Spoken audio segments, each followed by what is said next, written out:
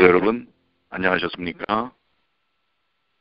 하나님의 귀하신 은혜가 이 아침 우리 모든 분들과 함께 하시기를 간절히 축원합니다. 만나의 아침 새벽 기도로 시작하도록 하겠습니다.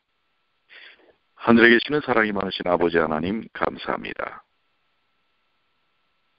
저희에게 주신 우리 주 예수 그리스도의 십자가의 그 크신 은혜가 오늘 우리 모든 주의 성도들에게 역사함을 인하여 저희에게 허락하신 영원한 생명 그리고 하늘 소망을 다시 한번 오늘의 삶을 통해서 확인하고 경험할 수 있도록 주여 도와 주시옵소서.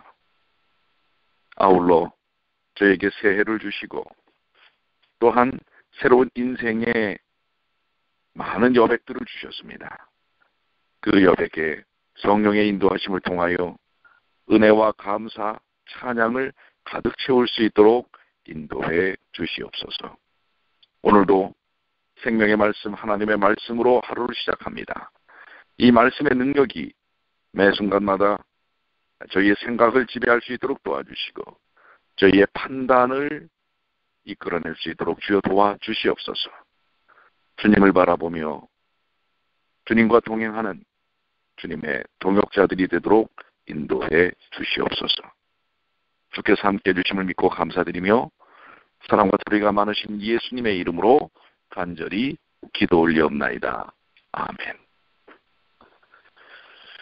오늘은 고린도전서 3장 1절부터 9절까지 있는 말씀입니다. 자, 우리 매일 아침 이렇게 말씀을 함께 나눌 수 있다는 게 얼마나 큰 은혜인지 모르겠습니다. 여러분들 이 아침에는 성경책을 여러분들 손에 들으시고 함께 성경을 읽으시면 좋겠습니다. 고린도전서 3장 1절부터 9절까지인데요. 직접 읽는 거와 다른 사람이 읽는 것을 듣는 거와는 또 다른 느낌을 가질 수가 있습니다. 자, 읽겠습니다. 형제들아, 내가 신령한 자들을 대함과 같이 너희에게 말할 수 없어서 육신에 속한 자, 곧 그리스도 예수 안에서 어린아이들을 대함과 같이 하노라. 내가 너희를 젖으로 먹이고 밥으로 아니하였노니 이는 너희가 감당치 못하였음이거니와 지금도 못하리라. 너희가 아직도 육신에 속한 자로다. 너희 가운데 시기와 분쟁이 있으니 어찌 육신에 속하여 사람을 따라 행함이 아니리요. 어떤 이는 말하되 나는 바울에게라 하고 다른 이는 나는 아볼로에게라 하니 너희가 사람이 아니리요. 그런즉 아볼로는 무엇이며 바울은 무엇이뇨? 저희는 주께서 각각 주신 대로 너희로 하여금 믿게 한 사역자들이니라. 나는 심었고 아볼로는 물을 주었으되 오직 하나님은 자라나게 하셨나니 그런즉 심는 이나 물 주는 이는 아무것도 아니로되 오직 자라나게 하시는 하나님뿐이니라. 심는 이와 물 주는 이가 일반이나 각각 자기의 일하는 대로 자기 상을 받으리라. 우리는 하나님의 동역자들이요 너희는 하나님의 밭이요 하나님의 집이니라. 고린도전서 3장 1절로 우리 9절까지 보았는데요. 어떻게 보면 가장 현실적인 상황과 문제들을 오늘 말씀을 통해서 주고 계심을 볼 수가 있습니다. 자, 그러면 우리 1절부터 간단하게 우리 한번 정리를 한번 해보겠습니다. 여기 1절에 형제들아 내가 신령한 자들을 대함과 같이 너에게 말할 수 없어서 육신에 속한 자 곧 그리스도 안에서 어린아이들을 대함과 같이 하노라. 바울이 말하는 육신에 속한 자, 헬라어로는 사르키코이라는 말인데요. 곧 육신적인 사람입니다. 육신에 속한 자라는 말은 적어도 3절에서 2번이 나오고요. 전통사본에는 4절에도 또 한 번이 나옵니다. 바울은 이 표현을 그리스도 안에서 어린아이와 동의어로 사용하고 있습니다. 바울의 용어에서 육신은 로마서 7장 8장에서 많이 사용된 바인데요. 사람의 본래 타고난 죄악성을 가진 몸을 가리킵니다. 육신적인 사람이란 예수님을 구주와 주님으로 믿기는 하지만 아직 성령의 지배를 받지 못하고 본성의 죄악성의 지배를 받는 사람, 즉 영적으로 아주 낮은 수준의 어린 성도와 같은 그러한 의미를 가리키고 있는 것입니다. 바울이 또 말하고 있죠. 2절에 내가 너희를 젖으로 먹이고 밥으로 아니하였노니 너희가 감당치 못하였으며니와 지금도 못하리라. 밥은 딱딱한 음식을 가리킵니다. 가난하기는 엄마의 젖을 먹지만 딱딱한 음식을 먹지는 못합니다. 이와 같이 영적으로 어린 성도들도 듣기 쉬운 교훈만 받고 어려운 교훈들을 잘 이해하거나 받아들이지 못합니다. 그러나 우리가 영적으로 자랄수록 성경에 계시된 하나님의 모든 뜻을 연구하고 배우며 믿고 행하며 지식과 인격이 온전하게 되는 것입니다. 바울은 2장 6절에서 온전한 자들이라는 표현을 사용하였었죠. 그것은 영적으로 자란 자들을 가리킨다고 보았습니다. 성경은 우리가 영적으로 자라야 함을 가르치고 있습니다. 에베소 4장 13절로 16절에 우리가 다 하나님의 아들을 믿는 것과 아는 일에 하나가 되어 온전한 사람을 이루어 그리스도의 장성한 분량이 충만한 데까지 이르리니 이는 우리가 이제부터 어린아이가 되지 아니하여 사람의 괴술과 간사한 유혹에 빠져 모든 교훈의 풍조에 밀려 요동치 않게 하려 함이라. 오직 사랑 안에서 참된 것을 하여 범사의 그에게까지 자랄지라. 그는 머리니 곧 그리스도라. 그에게서 온 몸이 각마디를 통하여 도움을 입음으로 연락하고 상합하여 각 지체의 분량대로 역사하며 그 몸을 자라나게 하며 사랑 안에서 스스로 세우느니라 라고 말씀하고 계십니다. 그렇습니다. 우리는 계속해서 말씀을 통하여 양육받고 자라나야 하는 것입니다. 히브리서에도 히브리서 5장 12절로 14절 때가 오려므로 너희가 마땅히 선생이 될 터인데 너희가 다시 하나님의 말씀의 초보가 무엇인지 누구의 가르침을 받아야 할 것이니 젖이나 먹고 딱딱한 음식을 못 먹을 자가 되었도다 라고 이야기하면서 아직도 초보 수준에 있는 신앙을 이야기하고 있는 것을 볼 수가 있습니다. 베드로전서 2장 1절로 2절에도 그러므로 모든 악독과 모든 괴율과 부회식과 시기와 모든 비방하는 말을 버리고 갓난아이들같이 순전하고 신령한 것을 사모하라. 이는 이로 말미암아 너희로 구원에 이르게 자라게 하려 함이라. 우리에게 계속해서 자라나야 함을 말씀하고 있습니다. 초보적인 신앙 상태에서 말씀과 성령의 인도하심을 통해서 우리는 성장해야 합니다. 이 새벽 말씀 묵상의 시간들을 통해서 여러분들이 계속 자라나고 있음을 경험하시지 않습니까? 이러한 자라남이 필요합니다. 그런데 이 자라남 속에서는 이제 부드러운 젖과 같은 음식만을 먹는 것이 아니라 때로는 딱딱한 또 질책도 또 강한 교훈도 우리가 받아들일 수 있을 만한 그러한 성장의 모습을 보여야 한다는 것입니다. 3절입니다. 너희가 아직도 육신에 속한 자로다. 이제 사도 바울이 고린도 교회에 있는 교인들을 향하여 아직도 육신에 속한 자로다라고 얘기하면서 왜 그런가? 너희 가운데 시기와 분쟁이 있으니 어찌 육신에 속하여 사람을 따라 행함이 아니리요. 아직도 시기와 분쟁이 있다고 하는 것입니다. 여기 분쟁이란 말은 전통 본문에는 분열이라고도 얘기하고 있습니다. 이 교회 안에 시기와 분쟁과 분열이 있었다고 하는 것입니다. 이 초대교회도 그랬다면 오늘 이 현대교회에서도 시기와 분쟁과 분열이 있을 수 있는 것입니다. 그런데 거기에 머물러 있어서는 안 될 것이죠.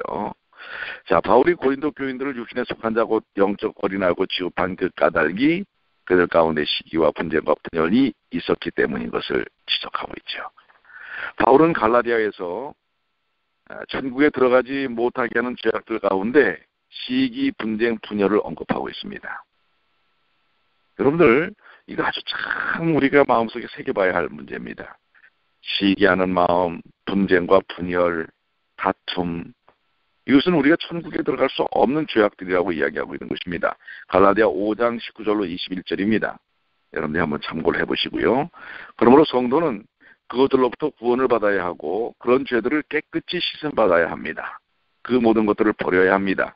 시기, 분쟁, 질투, 분열, 분당, 파당, 이런 데서부터 우리가 벗어나야 할 것입니다. 그러나 아직도 여전히 그런 모습을 갖고 있다면 우리가 주님의 재림을 온전히 맞이하기는 쉽지 않다고 하는 것을 성경은 말씀하고 있는 것이죠. 자, 4절입니다. 어떤 이는 말하되 나는 바울에게라 하고 그들이 분열하고 있는 이유, 이 내용이 거기 설명되고 있습니다. 다른 이는 나는 아볼로에게라 하니 너희가 사람이 아니리요. 자, 고린도 교회에서 내적 분열은 지도자들에 대한 교인들의 잘못된 태도에서 나타납니다. 이 사실 항상 이래요. 사람 중심으로 모이게 되면 이게 문제가 되는 것입니다. 바울은 그 교회를 개척하여 설립한 자였고 아볼로는 바울 후에 그 교회에 와서 성경 말씀을 가르친 목회자였습니다. 그러니까 전임 목회자와 후임 목회자, 여기에 이제 또 파당이 갈려지는 것입니다. 그런데 고린도 교회 안에 어떤 이들은 바울을 중심으로, 다른 이들은 아볼로를 중심으로 파당을 형성을 한 것입니다. 그것은 그들이 아직 육신에 속한 증거였습니다. 물론 여기 말씀을 가르치는 지도자들에 대한 존경심, 리스펙트를 갖는 건 매우 중요한 것입니다. 그러나 그들을 중심으로 해서 어떤 파당을 이루는 그것은 옳지 않은 것입니다. 때로는 교회에서 어느 장로님 중심, 또 어떤 장로님 중심, 어떤 집사님 중심, 이렇게 파당을 이루는 것은 문제가 되는 것입니다. 아니면 지역 중심, 가족 중심, 또 가진 자와 못 가진 자, 이런 것으로 나누어지는 것, 이것은 상당한 심각한 문제인 것을 얘기하고 있는 것입니다. 이것은 그들이 아직 육신에 속한 증거라는 사실입니다. 교회에서 영적으로 미성숙한 자들은 사람에게 속하려는 경향이 있습니다. 거기에서 파당과 분열이 생기는 것입니다. 그러나 우리는 교회에서 주님만을 바라보아야 합니다. 사람은 사람에 불과합니다. 목사도 마찬가지지요. 교회 나와 사람을 보면 시험에 떨어지고 실망하고 실족하게 됩니다. 그러므로 우리는 교회 나와 오직 주님만을 믿고 섬기고 순종하고 바라보고 주님 중심, 하나님의 진리 중심으로 일치 단합해야 하는 것입니다. 그런데 이 사람들은 자꾸 사람 중심으로 모이려고 해요. 그러다 보니까 실망하고 낙담하고 문제가 생기는 것입니다. 세상에는 세 종류의 사람이 있다고 했죠.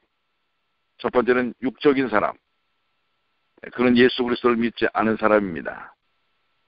성령을 받지 못한 사람입니다. 두 번째는 영적인 사람입니다. 그는 예수 그리스도를 믿고 성령을 받아 성령의 지배를 받는 사람입니다. 세 번째는 첫 번째 육적인 사람하고는 좀 다릅니다. 육신적인 사람입니다. 육적인 것은 아예 그리스도 자체가 없는 거예요. 그 삶 속에. 세 번째는 육신적인 사람은 그리스도는 믿습니다. 예수 그리스도를 믿지만 아직 성령의 지배를 받지 못하고 본성의 죄악성의 지배를 받는 자입니다. 우리는 성령 충만과 지배를 받는 영적인 사람이 되어야 합니다.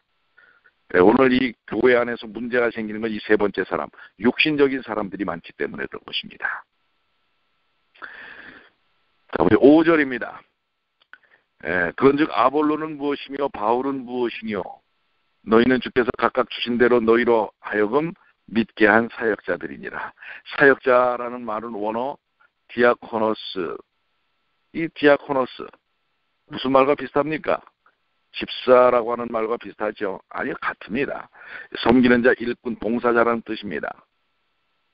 바울과 아볼로는 고린도인들에게 복음을 전파하고 가르쳐 그들로 하여금 믿음을 갖게 하고 믿음에서 자라나게 한 복음의 일꾼들이었습니다. 일꾼들이 중요하지만 하나님과 복음은 그보다 비교할 수 없을 만큼 더 중요한 것입니다. 그러므로 일꾼은 자기 자신을 자랑하지 말고 그를 보내신 주인, 곧 하나님과 주 예수 그리스도를 자랑해야 합니다. 근데 이 유혹을 사람들이 벗어나지를 못합니다. 내가 누군지 아십니까? 내가 어떤 사람인데요? 내가 했습니다. 뭐 이런 식의 표현들과 생각들이 집중되어 있는 것은 문제가 되는 것입니다. 교회는 일꾼들 중심으로 분열하지 말고 하나님 중심, 주님 중심, 복음 진리 중심으로 일치 단합해야 합니다. 여러분 분명히 우리가 묵상해야 될 부분입니다. 사람 중심으로 모이면 안 됩니다. 거기에는 분명히 사단이 끼게 돼 있는 것입니다. 하나님 중심, 말씀 중심, 예배 중심, 기도 중심으로 모여야 한다는 사실을 이야기하고 있습니다. 6절에 나는 심었고 아볼로는 물을 주었을 때 오직 하나님은 자라나게 하셨다라고 말하고 있습니다. 그는 복음의 씨앗을 씨를 심는 것과 물 주는 것에 비유하였고 복음 사역을요.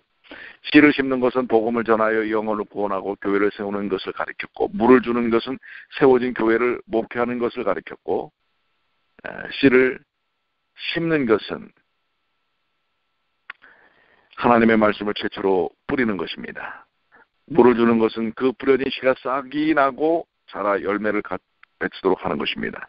농사에서 심는 일도 가꾸는 일도 다 중요하듯 복음 사역에서는 전도도 목회도 다 중요합니다. 그러나 씨를 자라게 하시는 이는 사람이 아니고 오직 하나님이십니다. 생명은 오직 하나님께 속한 것입니다. 구원은 하나님의 일입니다. 사람은 하나님의 일꾼으로 쓰임을 받지만 하나님께서 하시지 않으면 사람이 한 영혼도 구원할 수 없고 한 영혼도 성장시킬 수 없는 것입니다. 개인의 구원과 성장도 교회의 설립과 성장도 오직 하나님의 은혜로만 가능한 겁니다. 인간의 계획, 지혜, 노력 그것이 의미는 있지만 본질적으로 성장케 하는 원동력이 되지 않는다는 것을 기억해야 합니다. 7절에 그런즉 심는 이나 물 주는 이는 아무것도 아니로되 오직 자라나게 하시는 하나님뿐이니라. 그러므로 씨를 심는 이나 물을 주는 이는 아무것도 아닙니다. 복음 사역에 있어서 복음의 일꾼 자신이 대단히 가치 있는 것은 아닙니다. 인간이 구현 사역에 무엇을 대단히 기여한 것처럼 생각할 것이 아닙니다. 오직 하나님께서 복음 사역자들을 사용하셔서 영혼들을 구원하셨을 뿐입니다. 그렇다고 교인들이 복음 사역자들을 무시해도 된다는 말이 아니지요. 복음 사역자들 자신들은 자신들의 무능함을 인식해야 합니다. 내가 무엇을 할 수 있다는 생각을 버리고 우리는 아무것도 아니며 무익한 종들의 불과함을 인정하고 고백해야 합니다. 교회를 위해 많이 수고하다가 어느 날 참 어렵게 된 많은 우리 사람들도 있을 수 있습니다. 그러나 그들의 수고가 매우 의미가 가치 있지만은 그러나 진정으로 그 모든 것을 이루시는 분은 주님이라고 하는 것을 우리는 기억해야 하는 것입니다. 한평생 복음 사역을 위해서 봉사하셨던 은퇴 목사님이 내가 지난날 한 것은 아무것도 아니었습니다. 오직 이루신 분은 하나님이십니다. 이렇게 고백하시는 것을 보았습니다.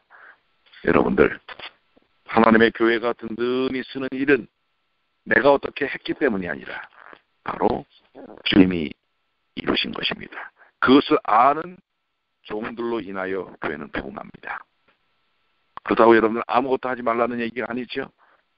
우리에게 주어진 복음을 우리는 맡겨진 사명을 감당해야 하는 것입니다.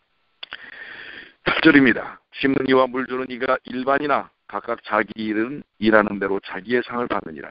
하나님은 각자 일한 데에 대한 상급을 허락하신다는 사실입니다. 복음 사역자들에게 상급이 따를 것입니다. 각각 자기의 일한 대로 자기의 상을 받을 것입니다. 성경은 상에 대해 종종 말하고 있죠. 특히 복음 사역자들을 두고 그것을 말합니다. 상급은 구원과 다릅니다. 성경에서 구원이란 죄에서 건짐을 받는 것을 말합니다. 죄 있는 자가 죄 없는 자가 되는 것이 구원입니다. 우리의 죄 문제는 예수 그리스도의 십자가의 공로로 해결되었습니다.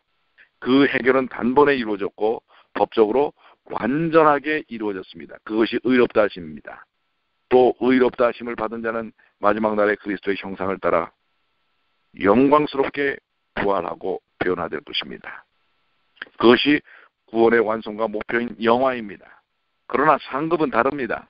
상급은 우리의 삶을 통한 봉사, 특히 복음사역에 대한 약속입니다.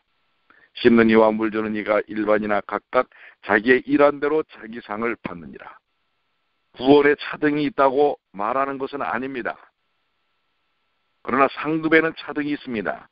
죄로부터의 구원은 예수 그리스도의 구속으로 말미암아 값없이 하나님의 은혜로 받으며 마지막 날의 모든 성도는 다 영광스러운 몸으로 부활할 것입니다. 그러나 상급은 각각 자기의 일한 대로, 즉 자신의 선행과 봉사와 충성의 정도에 따라 주어질 것이므로 거기에는 분명히 차이가 있을 것입니다. 여러분들, 오늘 우리에게 약속된 상급, 매 연말이면은 각종 상을 주는 일들이 있지 않습니까?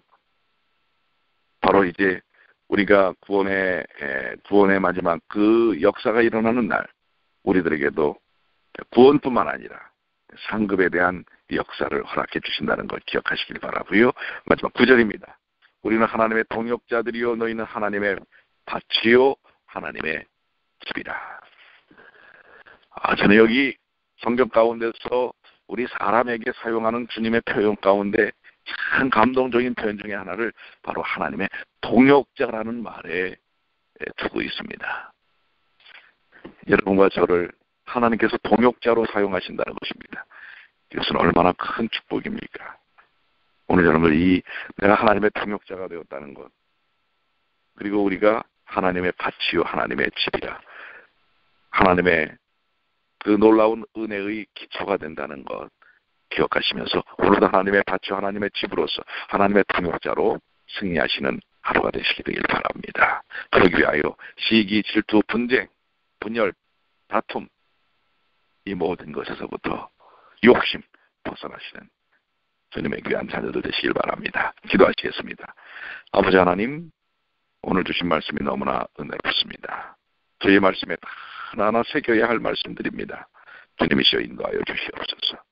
주님의 동역자로 온전히 쓰게 하여 주시고, 저희 마음 가운데 아직도 육신적인 사람으로 서 있는지 신령한 사람으로 서 있는지 깨닫게 하셔서 성령의 충만함을 경험하게 하여 주시옵소서. 자,